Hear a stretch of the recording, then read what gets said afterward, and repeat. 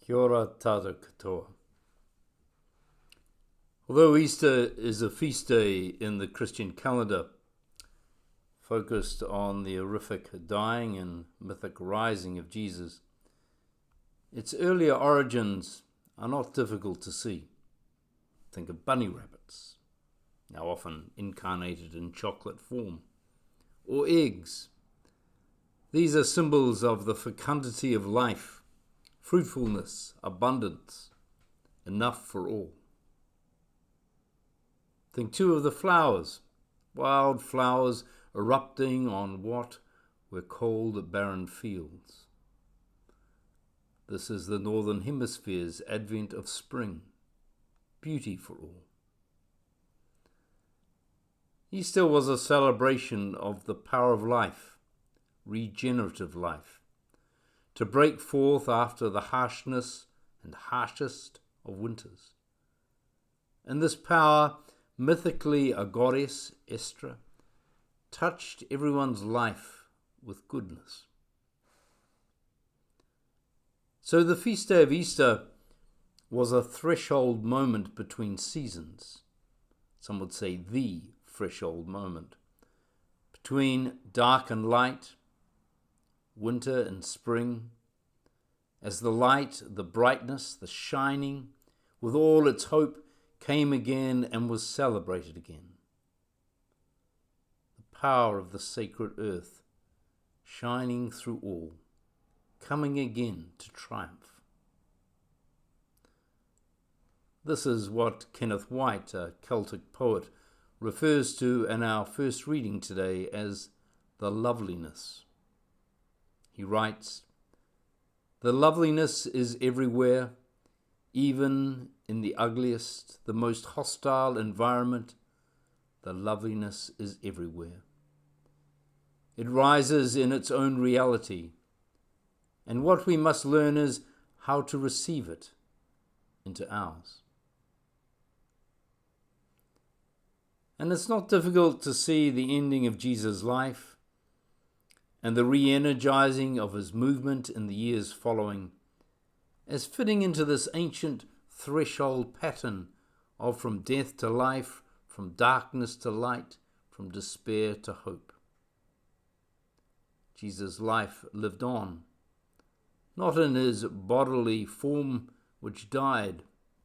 To quote Lloyd Gearing, his bones still lie in Palestine, but lived on in the spirited life of his movement.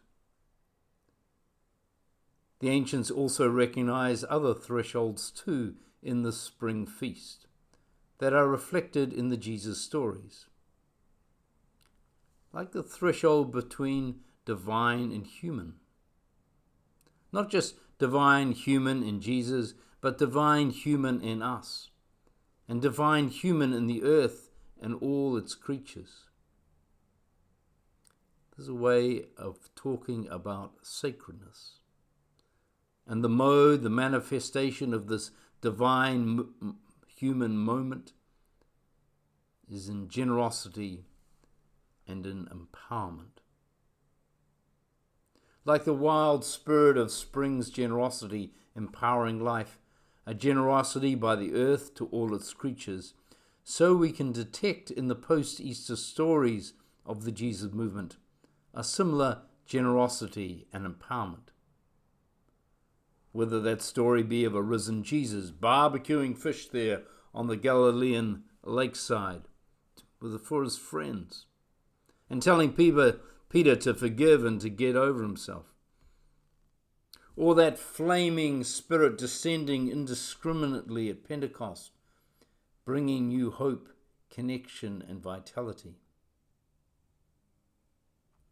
So if you want to see God incarnated and fleshed, risen today, look for generosity and empowerment. The flame story reminds me of St Brigid, that remarkable Irish saint goddess born around 451 CE. For centuries a fire had been kept burning by the Druidic community at Leinster to celebrate the light shining in all things, the light that has not been overcome by the darkness. When Brigid built her community there at Kildare, she and her monks and nuns, yes, it was a co-ed community, kept that flame burning day and night for over 1,000 years. Think about that for a moment. Think about the logistics of it. Not until the 16th century was that flame extinguished violently at the hands of the Protestant reformers, our forebears. But then, not unlike what happened for the Jewish community after the destruction of the Jerusalem temple in 70 CE, where Judaism then developed family table-based rituals. In the Celtic world, after the extinguishing of the fire of Kildare, there emerged the practice of keeping a perpetual fire in the family hearth. In the Hebrides, it was called tending the mother fire, the light of the divine that is deep in all matter, including us. So in the Scottish Hebrides, the ritual of the hearth was presided over by the eldest woman of the household. At the end of the day, she would rake the glowing embers into a circle and place 3 pieces of peat on the fire. Then she would cover it with ash, the smouring of the fire, and at the same time invoke the blessing of Brigid on the household, on the land, creatures, even its dog Finn. In the morning she would raise the mother fire back up into full flame, symbolizing the light that will not be overcome. It's not difficult to see in these connections between mother fire, Jesus, the light of the world, the tongues of flame that were said to be resting, dancing on the heads of those who gathered at Pentecost. And it's not difficult to hear the call of this ritual, namely to be, each of us to be light, to be energy, to be warmth for others, to nurture and sustain all planetary life.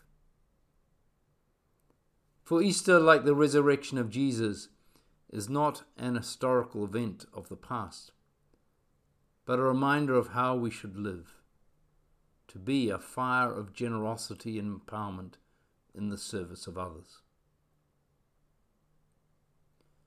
The story of St Brigid also alerts us to other thresholds in addition to spring, winter, and divine human. The obvious one is the indigenous and Christian faiths, Celtic Christian, and the weaving of these is evident in both Brigid's whakapapa, her genealogy, and her practice.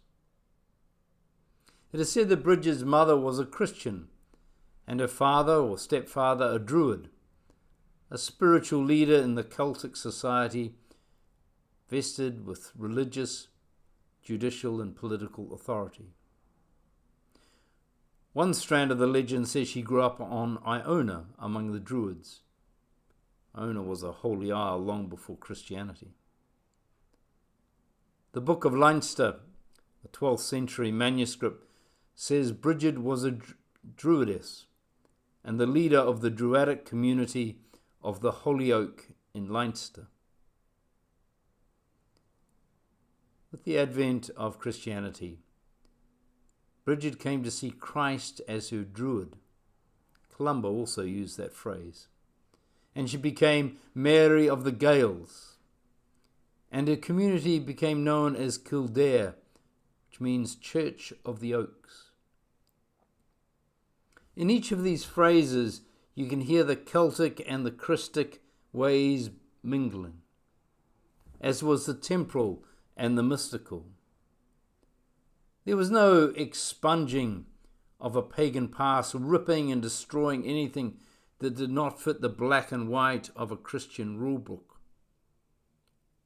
Rather, these theologies enriched each other. So there was a sacredness in all, in us, as well as a sacredness beyond us. There was a brightness, a loveliness deep in all things, as well as a majesty in the heavens wide. The divine was in our Mother Earth, in our brother Jesus, in our sister Mary, and in our actions of generosity and empowerment. This embrace of Celtic and Christian, of indigenous and Christian cultures, while welcomed by many today, was not so in the past. As Matthew Fox says, the Christianity that came across the seas to the Americas and down into Africa was a religion of fear, not trust, human-centered, not earth-centered, of dominance, not love and compassion. This version of Christianity gave power to Christian kings and queens to confiscate lands and enslave peoples. On March the 30th this year, just a week or so ago, Pope Francis revoked 3 papal bulls from the 15th century. Bulls are like public decrees that enshrine the type of theology Fox is criticizing, the type of theology that gave permission for the evangelistic crusades foisted on the indigenous peoples of the world. This revoking is very significant, even now, 6 centuries later. Imagine instead, over those 6 centuries, if Christian explorers and people of faith traveling to new lands had a mindset that the local indigenous people already knew God, or knew something about God, that would bless the visitors, the Europeans, and help them in their own faith. That indigenous peoples like the Celts, First Nation peoples like Māori, had a depth of spirituality that could enlighten both the visitors, the manuhiri, and the tangata whenua. And such spirituality could be enhanced and enriched by the hearing of and weaving into it the Jesus story. The storytelling in the New Testament around Jesus dying, rising, has a mythic backdrop from both Greco-Roman and Jewish cultures. Like Romulus, the founder leader in Romanism, was said to have suddenly disappeared and been caught up into heaven, and then later made earthly appearances in bright and shining armor. His was an individual resurrection ascension. Whereas the myth of the Jewish Maccabean martyrs, 160 BCE, is that there would be a universal resurrection for all. This was a communal resurrection, and explains the verses in Matthew 27 about how after Jesus' death, tombs split open and many bodies were raised up and came out and walked around the city. I hasten to add that I think neither the story of Romulus or Matthew's bodies coming out of tombs are meant to be taken literally. My point is simply that dying, rising stories from other cultures have been threaded into the Bible and continue to be threaded into the understanding of Easter wherever Christianity settled, whether that be Ireland, Scotland, or Aotearoa. For the deep truth of this feast day is not a belief in a historical event or a one-off supernatural happening that happened to one remarkable person, but a belief in the power of regenerative life, love and hope, overcoming death, indifference and despair.